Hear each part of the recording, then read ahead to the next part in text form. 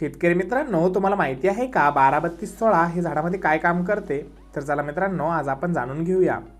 यामध्ये आपल्याला nitrogen, phosphorus व पोटॅश हे तिन्ही घटक पाहायला मिळतात.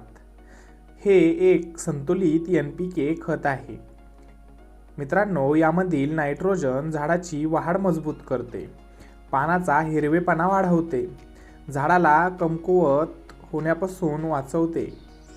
यामधील फॉस्फरस मुळाची वाढ चांगली करते, फुलधारणा आणि फळधारणा वाढवते, रोप लावल्यानंतर लवकर स्थिर होते.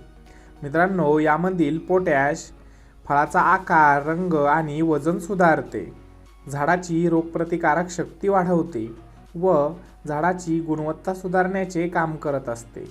मित्रांनो, हे डाळिंब, द्राक्ष, केळी, कापूस, सोयाबीन, मका, ऊस व भाजीपाला पिके याच्यामध्ये याचा उपयोग जास्त प्रमाणात केला जातो.